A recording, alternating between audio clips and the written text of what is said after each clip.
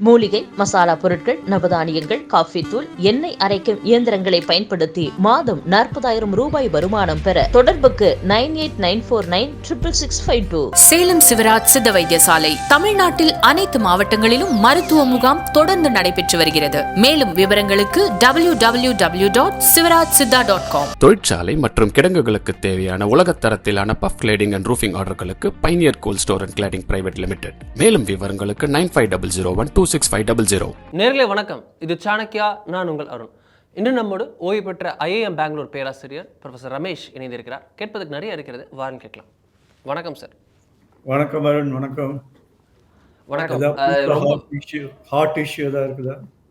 Popcorn கொதிச்சுக்கிட்டே இருக்கு sir, அதை பத்தி தான் கேட்க வந்திருக்கேன். Okay okay.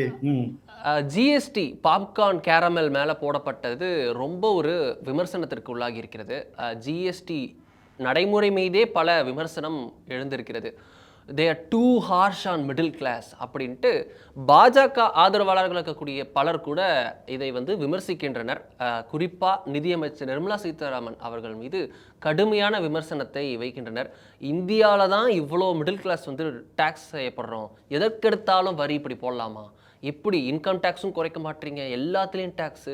நான் ஒரு இவி வாங்கி ஒரு எலக்ட்ரிக் வெஹிக்கிள் வாங்கி அதை நான் ஒரு லாஸில் நான் விற்றேன்னா கூட அதில் கூட எங்களுக்கு டேக்ஸ் போடலாமா அப்படின்ட்டு சோஷியல் மீடியாவில் ஒரு கொந்தளிப்பை நம்மளால் பார்க்க முடிஞ்சது. இதுக்கு நிதியமைச்சர் நிர்மலா சீதாராமன் அவர்கள் அன்னைக்கு ஒரு ப்ரெஸ் கான்ஃபரன்ஸ்லேயே கேரமல் கோட்டட் பாப்கார்னுக்கு விளக்கம் கொடுத்து விட்டார். இது சுகர் கோட்டடுக்கு எப்போவுமே அப்படி பண்ணுவாங்க அப்படின்னு சொல்லிட்டு. பட் இதில் நமக்கு ஒரு கிளாரிட்டி இல்லை. ஜிஎஸ்டி ஹார்ஷாக இருக்கா அப்படின்ற விவாதம் இருக்கிறது. அதற்கு பிரதிவாதமாக ஜிஎஸ்டிக்கு முன்னாடி இருந்த டேக்ஸ் ரேட்ஸ் பற்றின நம்பரும் போட்டிருக்காங்க. ஆஸ் எ எக்ஸ்பர்ட், ஒரு ஃபினான்ஷியல் பாலிசி ஒரு கீன் வாட்சரா இதை நீங்கள் எப்படி பார்க்குறீங்க? GST before era, GST after era? ஓடியூ சார். ஓகே, இதுக்கு ரெண்டு அப்ரோச் எடுக்கிறேன்னா, ஒன்று எக்கனாமிக்ஸ் அப்ரோச், தட் இஸ் பொருளாதார அப்ரோச். இன்னொன்று அட்மினிஸ்ட்ரேட்டிவ். ஓகே, மூணாவது பொலிட்டிக்கல் அப்ரோச்சும் ஓட்டு முக்கியம் இல்லை சார்? பொலிட்டிக்கலும் எடுக்கலாம். சொல்லுறேன். பிகாஸ் எல்லாமே ஃபைனலி இப்போ லெட்ஸ் வேற ஏதாவது முக்கியமான காரணத்தெல்லாம் விட்டுட்டு, அதாவது பூஷ்ணிக்காய் வேலையை விட்டுட்டு கடுகு வேலையை பேசியிருந்தா அப்படி இருக்கும். அது மாதிரி தான் இருக்கு கடுகு டேக்ஸு. ஓகே, பெரிய மேட்டர்லாம் விட்டுரும். இதனால இன்ஃபேக்ட் இது ஒரு நல்ல ஸ்ட்ராட்டஜின்னு கூட சொல்லலாம் கவர்மெண்ட்க்கு. எதாவது இது மாதிரி பண்ணிட்டு அதில் போய்டும் எல்லா டிஸ்கஷனும். நீங்கள் உங்கள் வேலையை நல்லா எஃபிஷியண்ட்டாக பண்ணிட்டு இருக்கலாம் நீங்கள். ஓகே, அப்படிதான் நடந்துட்டுருக்கு. ஏன்னா இந்த அப்போசிஷனுக்கும் எந்த இஷ்யூ எடுக்கணும்னு தெரில, மீடியாவுக்கும் எந்த இஷ்யூ எடுக்கணும்னு தெரில. ஓகே, நேற்றுக்கு இன்ஃபேக்ட் ஒரு மீடியாவில் கேட்டிருந்த இங்கிலீஷ் சேனலில் அவர் சொல்லியிருந்தார் குட்ஸ் அண்ட் சிம்பிள் டேக்ஸ். அவரே டிஃபைன் பண்ணிக்கிற சிம்பிள் டேக்ஸ், ஆனால் இப்போ காம்ப்ளிகேட் ஆகிடுது அப்படின்னு. அதாவது என்னென்ன விதமாலாம் மிஸ்ரெப்ரசன்ட் பண்ண முடியுமோ எல்லாம் பண்ணிட்டு கிரிட்டிசைஸ் பண்ணுறது. ஓகே, ஸோ இப்போ நான் இந்த எக்கனாமிக் ஆங்கிள் சொல்கிறேன் நான் ஒன்று. ஓகே, ஸோ 3 விதமான டேக்ஸ் சொல்லியிருக்காங்க. வெறும் பிளெயின் பாப்கார்ன், அப்புறம் சால்டட் பாப்கார்ன், அப்புறம் sugar coated popcorn. Caramel sugar coated அதெல்லாம். ஓகே, லைக் தென் அது சாக்லேட்டோட சரிசமமாகிடும் அது. ஓகே, வெறும் சால்டட்னா இப்போ லேஸ் அது மாதிரி சிப்ஸ்லாம் இருக்குல்ல, நம்ம சிப்ஸ்ன்னு சொல்கிறோமே, அதுக்கு ஈக்குவலர் ஆகிடுது. ஆர்டினரி பாப்கார்ன்னா ஒன்றும் கிடையாது. ஓகே, ஸோ இதெல்லாம் ஃபிட்மெண்ட் அப்படின்றாங்க. அது ஒரு அட்மினிஸ்ட்ரேட்டிவ் பொசிஷன் அது. ஓகே, இதே கார்மலையும் நீங்கள் விற்கலாம், 5%லேயே விற்கலாம், 10%, 12%லேயே விற்கலாம், அது ஒன்றும் இல்லை. பட் அவங்க என்ன சொல்கிறாங்க, பாக்கி சுகர் கோட்டட் இண்டஸ்ட்ரியெலாம் எங்கள்கிட்ட கேட்கலாம், அவங்களுக்கு அவ்வளோ இருக்கும்போது எந்தும் குறை அப்படின்னு. அது மாதிரி தான் யாராவது ரெப்ரசன்ட் பண்ணியிருக்கலாம். ஓகே, பட் இப்போ ஒரு ப்ரொப்போர்ஷன் எடுத்து பாருங்கள், எல்லாத்துக்குமே ஒரு விகிதாசாரம் இருக்குது. ஓகே, முக்கால்வாசி 90% நான் சொல்லுவேன் அவங்க சாப்பிட்றது பிளெயின் பாப்கார்னாக தான் இருக்கும். அதில் உப்போ எலுமிச்சம்பழமோ மசாலாவோ தடை தான் கொடுப்பாங்க. ரோட் சைடில் பார்த்தா அவங்களுக்கு இதனால ஒரு மாறுதலும் கிடையாது. அவங்க கேரமல் கோட் பண்ணி சாக்லேட் கோட் பண்ணிலாம் எங்கேயும் வைக்க போகிறது இல்லை.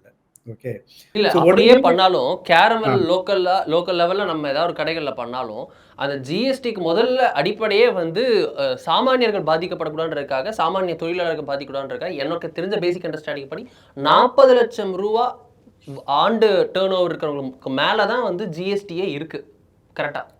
இவங்கெல்லாம் அது வரதே கிடையாது, அந்த பிராக்கெட்லேயே இல்லை. ஜிஎஸ்டி கீழே வரது கிடையாது இவங்க பேசுகிற ஆளுங்கள்லாம். அதுவே ஒரு மிஸ்ரெப்ரசன்ட் பண்ணி அதை கிரிட்டிசைஸ் பண்ணிட்டு தேவையே இல்லாது மக்கள் மனதில் இது வந்து குழப்பம் உண்டாக்குறது. ஓகே, அதனால என்ன ஆகும், நாளைக்கு இவங்களுக்கும் இன்னும் பாப்கார்ன் ஆளுங்களுமே சண்டை வந்துடும். ஓகே, அவன் இதான் சாக்குன்னு 5% டாக்ஸ் போட்டால் என்ன பண்ணுவீங்க நீங்க, கவர்மெண்ட் கட்டாம? ஓகே, இதனால இன்னொரு த்ரெட்டும் இருக்கு சார். இப்போ ஜிஎஸ்டி ஆம்பெட்குள்ளேயே வராத, ஜிஎஸ்டி வரியே கட்டாத, அதற்கு கீழே வராத நபர்கள் கூட இதே காரணம் காட்டி பாப்கார்ன விலை ஏற்றலாம். அதான் சொல்றேன், இதை காமிச்சிட்டு ஏற்றுவாங்க. இப்போ அவங்க கூட ஏற்றலாம் தான். ஓகே, ஸோ அது கடைசியில் வரலாம். அது ஏன் இது வந்து இது ப்ராப்ளம் வந்து கவர்மெண்ட்டும் இல்லை, இன்னும் பாலிசியும் இல்லை, பட் நம்மளோட நடைமுறை, அதாவது தொழில் எப்படி நடக்குது, தொழில் முறை எப்படி நடக்குது, அங்கே தான் பிரச்சனை. இப்போ நான் ஒரு ஸ்டேட்மெண்ட் சொல்கிறேன், அது அப்புறம் வெரிஃபை பண்ணிக்கலாம். அதில் இது ஒரு எக்ஸப்ஷன்ஸ் இருக்கலாம். நான் கேள்விப்பட்ட வரை, அதாவது இன்கம் டேக்ஸ் அதிகாரிகளோட இன்னும் டிஸ்கஷன் பண்ணின அப்புறம் நான் அனலைஸ் பண்ண வரை, நான் கேள்விப்பட்ட வரை, ஜிஎஸ்டி வந்த அப்புறம் எந்த டேக்ஸுமே அதிகமாகிறதுக்கு சான்ஸ் இல்லைன்னு சொல்றேன். ஓகே, முன்னாடி இந்த வேல்யூ ஆட் டேக்ஸ் இருந்தது, அப்புறம் கேஸ்கேடிங் டாக்ஸஸ்லாம் இருந்தது, இல்லை சேல்ஸ் டேக்ஸ் மேலே சேல்ஸ் டேக்ஸ் மேலே சேல்ஸ் டேக்ஸ்னு. அந்த சிஸ்டம்லேருந்து எப்போ நம்ம ஜிஎஸ்டிக்கு மூவ் பண்ணோமோ, மக்கள் இந்த ஸ்டாட்டிஸ்டிக்ஸோடு வரட்டும். யாராவது ஜிஎஸ்டி வந்த அப்புறம் அவங்களோட டேக்ஸ் நிறையா கட்டலாம். அது எதனால முன்னாடி கட்டாமல் இருந்திருக்கலாம், ஓகே, இவேட் பண்ணியிருந்திருக்கலாம், இல்லை வால்யூம் ரெவென்யூ அதிகரிச்சிருக்கலாம். ஓகே, அது இல்லாமல் வெறும் ஜிஎஸ்டினால இன்க்ரீஸ் ஆச்சுன்னு யாராலையும் சொல்ல முடியாது டேக்ஸ் ரேட்ஸ். ஓகே, அது வந்து நிறைய இன்கம் டேக்ஸ் இவங்க சொல்லியிருக்காங்க, GST commissioners. Okay, second thing ஒன்று சொல்ல, இதில் வந்து ஒரு இன்ட்ரெஸ்டிங் இன்சைட் சொல்கிறேன் நான் உங்களுக்கு. ப்ளூம்பர்க்னு ஒரு மேயர் இருந்தார் நியூயார்க்கில். ஓகே, அவர் மேயராக இருந்தபோது சுகரி ட்ரிங்க்ஸுக்கு டேக்ஸ் போட்டார் அவர், extra tax. Sugary drinks over and above 16 ounce. இப்போ நீங்கள் கொக்கோகோலா பெப்சிலாம் குடிக்கிறீங்களா, அது வந்து 16 ounceக்கு மேலே இருந்ததுன்னா அதுக்கு ஒரு எக்ஸ்ட்ரா டேக்ஸ் போட்டார். அது ஏன்னா ஒபிசிட்டி நிறையா அங்கே அமெரிக்காவில். ஓகே, ஈவன் யங் பீப்புளாக கூட ஒபிசிட்டி இருக்கும். இப்போ உங்களை மாதிரி என்ன மாதிரி ஆள்லாம் கம்மி தான் அங்கே அமெரிக்காவில். ஓகே, ஸோ அதை குறைக்கிறதுக்கு அவர் என்ன சொன்னார், டேக்ஸ் போட்டு இந்த சுகரி ட்ரிங்க்ஸ் குடிக்கிறதுனால அது ஆகுது. இன்னொன்று வந்து இந்த இதெல்லாம் இந்த ஐ மீன் இந்த லேஸ் அதெல்லாம் சாப்பிட்றோம், மீன் சிப்ஸ் அதெல்லாம். Okay, fat, heavy fat, saturated fat இருக்கிறதுலாம். ஓகே, பட் நிறைய அங்கேயும் ப்ரொட்டஸ்ட் நடந்தது. அப்புறம் வந்து கோர்ட்டில் இந்த கேஸ் தோற்று போயிடுது. இந்த லாபி வந்து கோர்ட்டுக்கு எடுத்துன்னு போய் அங்கே தோற்று போயிடுது, ஒரு ப்ரொசீஜரல் இஷ்யூனால, not on policy issue. But அப்போ அங்கே அந்த எக்ஸ்பர்ட்ஸ் எல்லாருமே அதை வரவேற்றாங்க, இது நல்லது அப்படின்னு. இப்போ ஏன் சுகர் கோட்டட் பொருட்கள் மேல எப்போதுமே வரி அதிகமா இருக்கணும் உலகளாவிய அளவுல ஒரு காமன் ப்ரொசீஜர் இருக்கு? ஏன் இது வந்து ஒன்று வந்து மோஸ்ட்லி இந்த ஹெல்த் அப்ரோச்னு சொல்லலாம். நம்ம வந்து சிகரெட்ஸ் மேல போடுறோம் இல்லையா, அதை வந்து சின் டாக்ஸ் சொல்றாங்க. அதை சிகரெட்ஸ் ட்ரிங்க்ஸ் மேல எக்ஸ்ட்ரா நிறைய வரி விதிக்கிறாங்க. அதை வந்து இல்லை சின் டாக்ஸ் அப்படிம்பாங்க, சின். ஓகே, இது சின் டாக்ஸ் சொல்ல முடியாது. ஓகே, சின். ஓகே, இதை என்ன சொல்லலாம்னா இது வந்து டிஸ்கரேஜ் பண்றதுக்காக இருக்கலாம். ஓகே, அது அதிகமா சுகர், நிறைய சுகர் லவர்ஸ் என்ன மாதிரிலாம் இருப்பாங்கல்ல, ஸ்வீட் சாப்பிடணும், ஸ்வீட் ஐட்டம்ஸ் நிறைய சாப்பிடணும். கானே வந்து மக்காச்சோளம் எல்லா இடத்துலயும் ஜாகரி ஒர்க் ஆகாதுல்ல, எல்லா இடத்துலயும் வெள்ளமோ இல்ல நாட்டு சர்க்கரையோ ஒர்க் ஆகாதுல்ல, சில இடத்துல சர்க்கரை தேவைப்படதானே செய்யுது. கரெக்ட். பட் வந்து இதெல்லாம் வந்து நியூ அடிஷன். இப்போ என்னாச்சு, நீங்களும் நானும் என்ன பண்ணியிருந்தோம், இன்னி தேதி வரை வெறும் மசாலா தோசை தான் சாப்பிட்டுருந்தோம். இப்போ என்னாச்சு, அதில் சீஸ் மசாலா தோசை. நார்த்துக்கு போன அப்புறம் உருவமே மாறிட்டு, அதோட உருவமே. ஓகே, அந்த மசாலா இந்த மசாலா அப்படி இப்படின்னு போட்டு போகிறாங்க. நம்ம ஒரு தடவை பன் பட்டர் ஜாம் டிஸ்கஷன் போது இதை டிஸ்கஸ் பண்ணினோம். எல்லாருமே இதே நிர்மலா சீதாராமன் அவர்களை வைத்தே அன்னபூர்ணா விவகாரத்துல பன் பட்டர் ஜாமுக்கு ஒன்று வந்து. கரெக்ட். ஓகே, பட் அப்போ என்ன சொன்னாங்க எல்லாரும், பன் பட்டர் ஜாம் எங்கே சாப்பிட்டாலும் அதே பன் பட்டர் ஜாம் அப்படின்னாங்க. நான் என்ன சொன்னேன், இப்போ இடம் பொருள் ஏவல் வச்சிருந்தா சர்வீஸே பொறுத்து இருக்கு அப்படின்னு. ஓகே, சேம் சாண்ட்விச் அவுட் சைட்ல ஒரு ரேட்டு, ஏர்போர்ட்டுக்குள்ள ஒரு ரேட்டு, ஃப்ளைட்டுக்குள்ள ஒரு ரேட்டு, சேம் சாண்ட்விச். ரெஸ்டாரண்ட்லயே ஏசி இருந்தா ஒரு ஜிஎஸ்டி, ஏசி இல்லாட்டி ரெஸ்டாரண்ட்ல ஒரு, அதோடுங்க ரெஸ்டாரண்ட்லயே டாய்லெட் இருந்தா ஒரு டாக்ஸ், இல்லைன்னா ஒரு டாக்ஸ். ஓகே, இதுக்கு கேட்டகரி வேற ஆயிடும் அந்த ரெஸ்டாரண்ட் அப்படின்றதுனா. ஓகே, ஸோ டாய்லெட்க்கு நீங்கள் சாப்பிட்றதுக்கு என்ன சம்மந்தம் இருக்குது வச்சுக்கோங்க. பட் இருந்தாலுமே அதுக்காக ஒரு ரேட் மாற்றலாம் வந்து இன்னும் யூ கேனாட். ஸோ அதை வந்து கடைக்காரங்களோ இன்னும் இந்த மாதிரி கன்சியூமர்ஸை கம்ப்ளைண்ட் பண்ண முடியாது. ஒரே பாப்கார்ன் நான் இது நான் வந்து மீடியாவில் ஆங்கரே கேள்விப்பட்டேன் நான் இது கேட்டேன் நான் இந்த இங்கிலீஷ் சேனல்ஸில். ஓகே, இதெல்லாம் வந்து மக்களை வந்து குழப்புற ஆர்குமெண்ட்டை தவிர இது எக்கனாமிக் ஆர்குமெண்ட் கிடையாது இதெல்லாம். ஓகே, பிகாஸ் கடைக்காரங்க சார்ஜ் பண்ணுறாங்களே டிஃப்ரெண்ட் ரேட் எந்தெந்த இடத்துக்கு போட்டுருக்குன்னு. ஸோ ரெண்டாவது வந்து கவர்மெண்ட் இந்த காரணம் சொல்லலை, பட் இதுதான் ஒரு காரணமாகவும் இருக்கும். சால்ட்டட்னா ஒன்று, சுகரினா ஒன்று. இன்னொன்று மேடம் என்ன சொன்னாங்கன்னா, இதுக்கு ப்ராசஸே வேறு. சால்ட் ஆட் பண்ணுற ப்ராசஸ் வேறு, சுகர் அண்ட் கேரமல் சாக்லேட்ஸ் அதெல்லாம் ஆர்டர் பண்ணுற ப்ரொடக்ஷன் ப்ராசஸே வேறு அது. ஓகே, அது வந்து வேறு ஸ்கேலில் வேறு இண்டஸ்ட்ரி, அது ஹார்மனைசேஷன் சொல்லுவாங்கள்ல, ஃபிட்மெண்ட் அப்படின்னு, அதில் வந்துடும் அது. ஓகே, அதையும் அவங்க மனசில் வச்சுக்கணும். ஸோ மூணாவது உங்களுக்கு சொல்கிற ஒன்று, இப்போ நீங்கள் ஒரு சினிமாவுக்கு போகிறீங்க, அங்கே வந்து டிக்கெட் வந்து 250 ரூபா, பாப்கார்ன் 300 ரூபா. யாராவது இதுவரையில் கேள்வி கேட்டாங்களா அங்கே ஏன் பாப்கார்ன் 300 ரூபா விற்கிறது அப்படின்னு? இல்லை ஏதாவது ஆக்டர்ஸ் கேட்டாங்களா? ஓகே, இல்லை வந்து ஏதாவது மீடியா தான் கேட்டாங்களா அங்கே பாப்கார்ன் ஏன் 300 ரூபா? அப்புறம் ஒருத்தர் கூட அது கோர்ட்டுக்கு எடுத்துன்னு போனார்னு நினைக்கிறேன். பட் கோர்ட் சொன்னாங்க இந்த மாதிரி மேட்டர்லாம் எங்களால் என்டர் பண்ண முடியாது அப்படின்னு. ஓகே, ஸோ நீங்கள் வந்து ஒரு காஸ்ட்டுன்னு பார்த்தீங்கன்னா பாப்கார்னுக்கு மேபி ஒரு 100 ரூபா பே பண்ணுறீங்க வச்சுக்க பாப்கார்னுக்கு. அதோட ஆக்சுவல் காஸ்ட் மேபி 5 ரூபா இருந்தால் கூட பெருசு, அவ்வளோதான். அதுக்கு மேலே இருக்காது. 5 ரூபா 10 ரூபா கூட இருக்காது. அதுக்கு மேலே இந்த marketing cost, distribution cost, retail cost, tax, இன்னும் ஸ்டோரேஜ், லாஜிஸ்டிக், டிரான்ஸ்போர்ட் எல்லாம் சேர்த்து அவ்வளோ ஆகுது. அப்படி இருக்கும்போது டேக்ஸுங்கிறது 12%, 18% அவ்வளோதான். பட் காஸ்ட் வந்து 10% தான். அது கேளுங்க மேனுஃபேக்சரர்ஸ்ட்ட. ஓகே, ஏன் இவ்வளோ 10% தான் காஸ்ட், எதுக்கு 100% வச்சு விற்கிறீங்க அதை அப்படின்னு. ஓகே, ஸோ கேட்கணும்னு நினச்சா நிறைய இது மாதிரிலாம் கேட்கலாம். நான் ஃபைனலி இந்த பிஜேபி அப்ரோச் பண்ணலாம், கவர்மெண்ட் அப்ரோச். ஏன் இது ரொம்ப டேக்ஸ் பண்ணுறது அது இதுன்னு நான் அவங்களுக்கு ஒரு காரணம் சொன்னேன். 18% மேக்ஸிமம் வச்சா கூட அது பழைய டேக்ஸ் ரிஜிமோட கம்மியாக தான் இருக்கும், ஜாஸ்தியாக இருக்க முடியாது. அது மாதிரி எதாக இருந்தால் கவர்மெண்ட்டுக்கு எடுத்துன்னு போகலாம். இது மாதிரி எங்களுக்கு அதிகமாக இருக்குது. அது ஏன் 0.8%? இப்போ என்னாச்சுன்னா ஒஸ்ட்டு எல்லாருமே அவங்கவுங்க ஸ்டேஜில் 0.8% ஆட் பண்ணியிருந்தாங்கன்னா அது இது இன்னொரு கேஸ்கேடிங் ஆகிட்டு. ஆக்சுவலி எல்லாரும் கிளைம் பண்ணணும் டிஸ்கவுண்ட். ஓகே, இப்போ இன்ஃபேக்ட் நீங்கள் ஹோட்டல்லாம் பார்த்தா நிறைய ஹோட்டல் 5% தான் பே பண்ணிட்டு இருப்பாங்க, 18% கூட பே பண்ணிட்டு இருக்க மாட்டாங்க. ஓகே, அது இன்னொரு டேக்ஸ்லாம், அது உங்களுக்கு தெரிஞ்சிருக்கும்னு நினைக்கிறேன். ஓகே, உங்கள் டோட்டல் டர்ன் ஓவரே ஒரு லெவலுக்குள்ளே இருந்ததுன்னா 5% கட்டிட்டு நீங்கள் இருந்துடலாம்.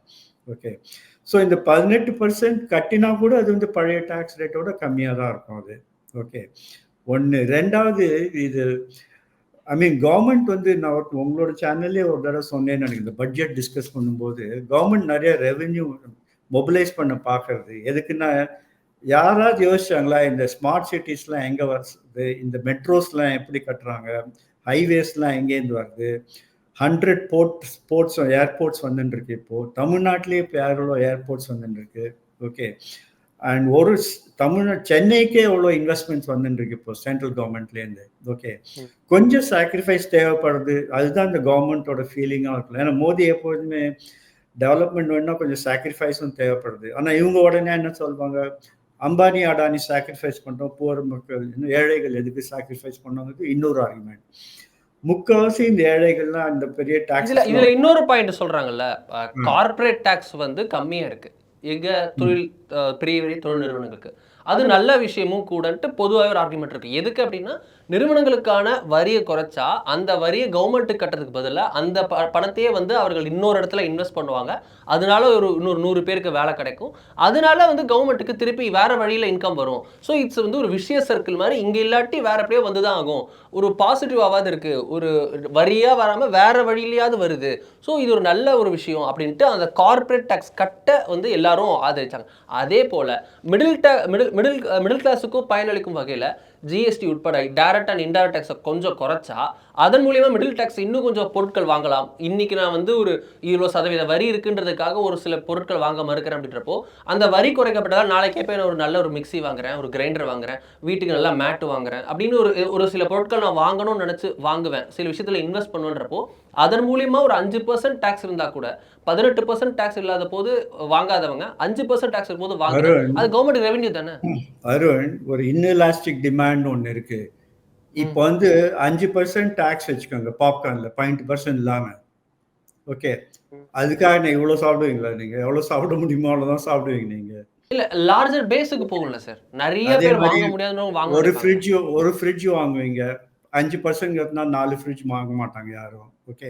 Inelasticity demand. என்ன சொல்ல வரேன்னா, எல்லாத்துக்குமே ஒரு எக்கனாமிக்ஸ் இருக்கு. அதான் சொல்ல வரேன் நான். ஓகே. இன்னொன்னு என்ன சொல்ல வரேன்னா, இப்போ கார்ப்பரேட்னா டைரக்டா இன்வெஸ்ட்மெண்ட்ஸ் போறது அது. அங்கேருந்து எம்ப்ளாய்மெண்ட் வருது. ஃபர்தர் இன்வெஸ்ட்மெண்ட்ஸ் வருது அதெல்லாம். ஓகே. இன்னொன்னு என்ன சொல்றேன்னா, கார்ப்பரேட் டாக்ஸ் குளோபலி இருக்கிறத விட குளோபலி 25%னா நம்மளது 32% அது மாதிரி இருக்கும். ஓகே. நம்ம முன்னாடி 90%ல இருந்தோம். அங்கேருந்து இறக்கி 32% கொண்டு வந்துட்டு, பட் முன்னாடி இந்த growth ரேட்டை விட நம்ம growth ரேட் இப்போ அதிகம். போன 10 வருஷம் நீங்க பார்த்தீங்கன்னா. டைரக்ட் டாக்ஸஸும் சரி, இன்டைரக்ட் டாக்ஸ் எப்படி இன்டைரக்ட் டாக்ஸஸும் சரி. எதனால கலெக்ஷன் எஃபிஷியன்சின்னு சொல்லுவாங்க. அது நல்லா அதிகரிச்சிருக்கு. அது காரணம் ரேட் குறைச்சதுனால தானே, டாக்ஸ் குறைச்சதுனால தானே. பேஸ் குறைச்சதுனாலையும் அதிகமானது காரணமே டாக்ஸ் காரணம் இல்ல, குறைச்சது காரணம் இல்ல. குறைச்சதுனால தான். ஓகே. ரெண்டாவது என்ன சொல்லி இன்டைரக்ட் டாக்ஸஸ்ல கொஞ்சம் அதிகம் தான் இப்போ நம்மளுக்கு. மேபி குளோபல் ஆவரேஜ் வந்து 12%னா நம்மளது வந்து 18% வச்சுக்கோங்க. பட் இன்னொரு இண்டிகேட்டர் நான் உங்களுக்கு சொல்றேன். நான் உங்களுக்கு நம்மளோட direct taxes as a percentage of GDP, indirect taxes as a percentage of ஜிடிபின்னு பார்த்தா உலக லெவலில் பார்த்தீங்கன்னா கம்மி தான் நம்மளுது. ஓகே. ரேட் நிறையா இருக்கு, பட் கலெக்ஷன் கம்மியா இருக்கு ஜிடிபியோட ப்ரொபோர்ஷனை பார்த்தீங்கன்னா. ஏன்னா நிறைய பேர் இதில் வரதே கிடையாது. இல்லை மேபி அந்த பர்சன்டேஜ் வந்து 5% 6% அவ்வளோதான் இருக்கும். Okay. Direct tax as a percentage of GDP, indirect tax as a percent of GDP. Economic சர்வேல வரும் ஒரு வருஷமா அது. ஓகே. கொஞ்சம் முன்ன பின்ன இருக்கலாம் நான் சொல்ற ஃபிகர். ஓகே. ஸோ அப்படி பார்த்தாலும் உடனே கவர்மெண்ட் வந்து இருக்கிறது எல்லாத்தையும் கலெக்ட் பண்ணுறான்னு சொல்ல முடியாது சர்ப்ளஸ். ஓகே. ஸோ இதுவரை இதனால டிமாண்ட் போன மாதிரி இல்லை. சப்போஸ் ஹோம் லோன் எடுத்துக்கோங்க, அதுக்கு வந்து இன்ட்ரெஸ்ட் ரேட் மேபி இன்னும் முக்கியமாக இருக்கலாம் டேக்ஸ் ரேட்டை விட. ஓகே. ஸோ அதாவது பார்த்து தான் ஒரு டேக்ஸ் பாலிசி யூனிட்னு ஒன்று இருக்குது இன்கம் டேக்ஸ் டிபார்ட்மெண்ட்லையும் இன்டைரக்ட் டேக்ஸ் டிபார்ட்மெண்ட்லையும். அவங்க இதெல்லாம் சேர்த்து முடிவெடுப்பாங்க. அங்கே தான் நான் ஒரு பாயிண்ட் சொல்ல பொலிட்டிக்கல் ஆங்கிளுக்கு வரேன். அது போத் அட்மினிஸ்ட்ரேட்டிவும் பொலிட்டிக்கல் ஆங்கிளும். அட்மினிஸ்ட்ரேட்டிவ் ஆங்கிள் என்னன்னா, இதை நான் வந்து பிஜேபி வர்சஸ் காங்கிரஸாவோ பார்க்கல. ஓகே. இதை வந்து நான் பிஜேபி வர்சஸ் அட்மினிஸ்ட்ரேட்டிவ் பியூரோக்ராட்ஸை பார்க்குறேன். ஏதோ அவங்களுக்கு வந்து இது மாதிரி குறுக்கில் இது மாதிரிலாம் பண்ணி கவர்மெண்ட்க்கு தான் கெட்ட பேர் வருதே தவிர எந்த அதிகாரி வந்து விளக்கல. அங்கே பாவம் நிர்மலா சீதாராமன் தான் வந்து விளக்க வேண்டியிருக்குங்க. ரெவன்யூ செக்ரட்டரி, சிபிஎஸ்சி செக்ரட்டரிலாம் இருந்தாங்க அந்த மீட்டிங்கில். ஓகே. பட் விளக்கினது ஃபேஸ் பண்ணது நிர்மலா சீதாராமன் தான். இதே ஒரு 12% வச்சிருந்தா கூட கவர்மெண்ட்க்கு இதனால ப்ராபப்ளி ஒரு 50 கோடி லாஸ் வருதுன்னு வச்சுக்கோங்க. அது ஒன்றுமே இல்லை. அது 50 கோடி. இப்போ கூட திருப்பி அதை 12% ஆக்கினாலும் எனக்கு இன்னும் நான் வந்து I won't be surprised. Okay. அதே மாதிரி நம்ம பட்ஜெட் போது நான் உங்கள்கிட்ட பேசியிருந்தேன், இல்லை பாண்டேஜிட்ட சொன்னேன்னு நினைக்கிறேன். 5-6 ஸ்லாப் கொண்டு வந்தாங்க தெரியுமா, இன்கம் டேக்ஸ் ஸ்லாப் புதுசாக இந்த இன்ட்ரடியூஸ் பண்ணது.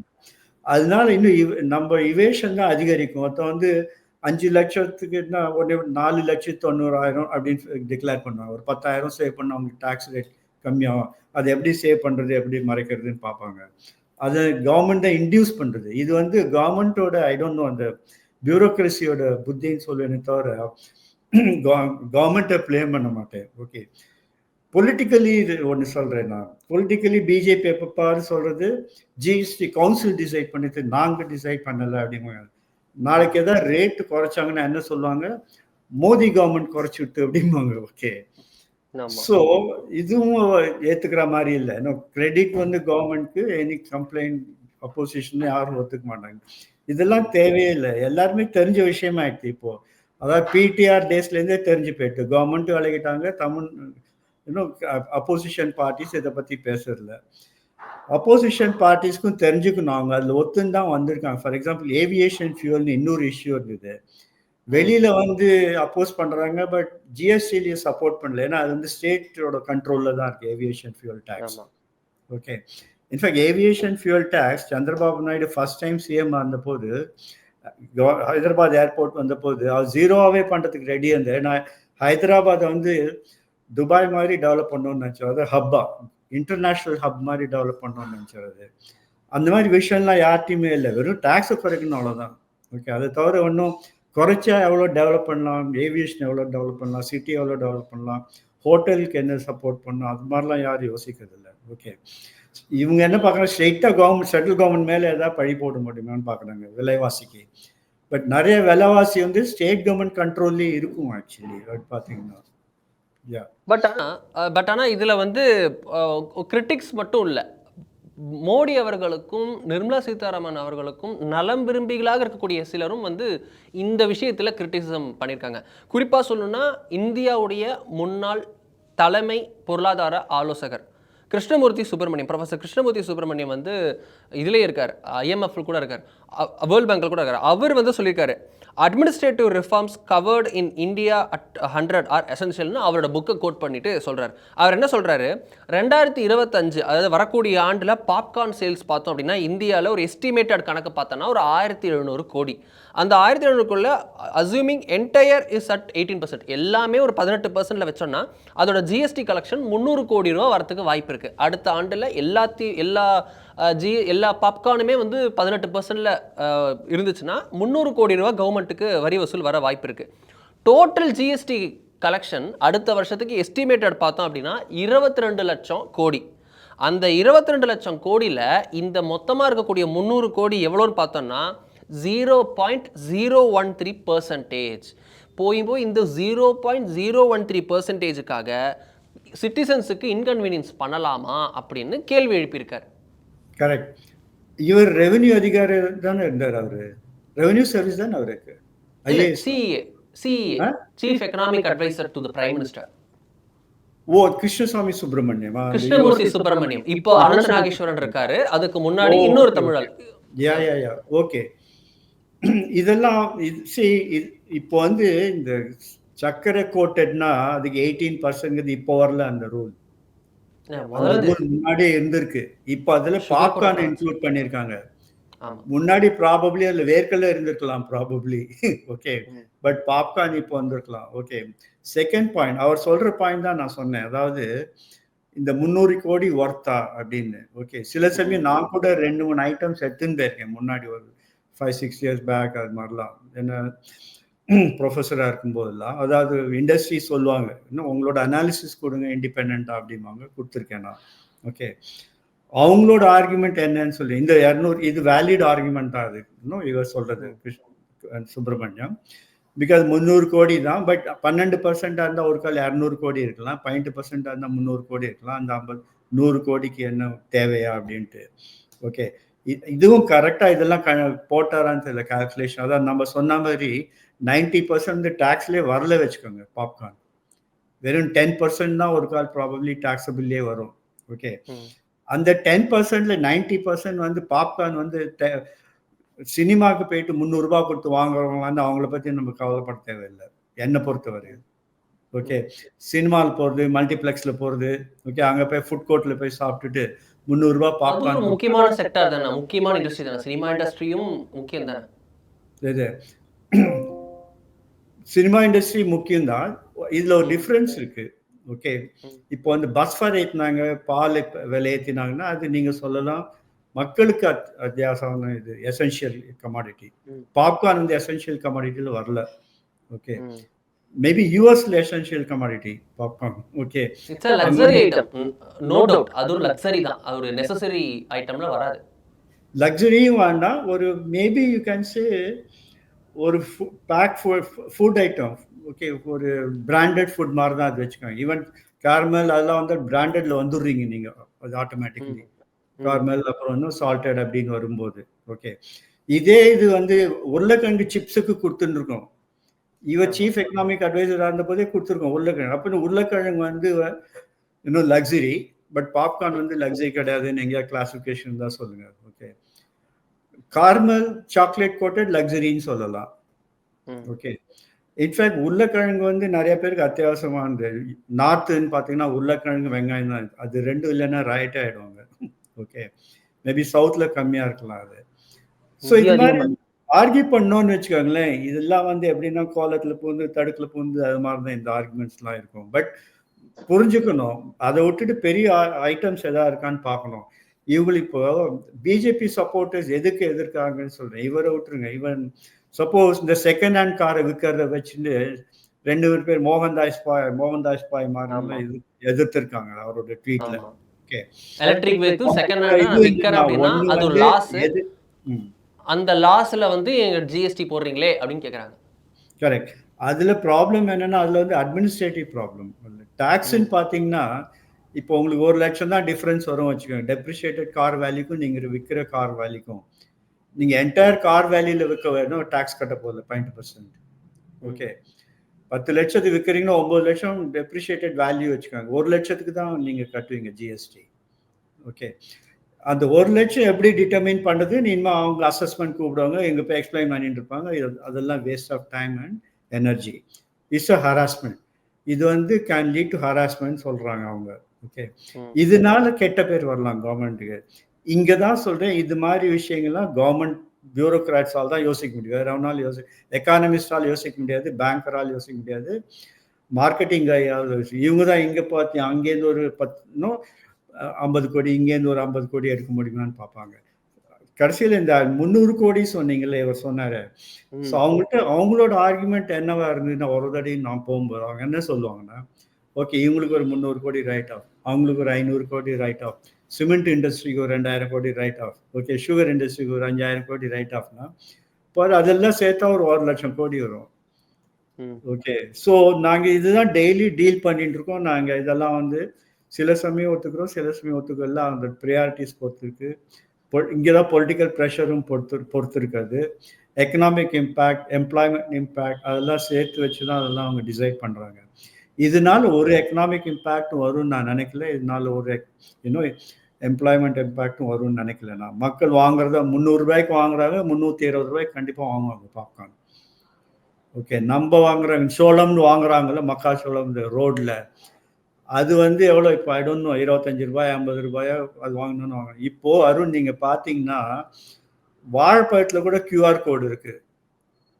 ஓகே, இப்போ அந்த இன்னும் அப்படி இருக்கும்போது நாளைக்கு வாழைப்பழத்தில் கூட QR கோடு இருந்தால் 5% ரேட்டுன்னு போட்டால் ஐ ஒன்ட் பி சர்ப்ரைஸ்ட்.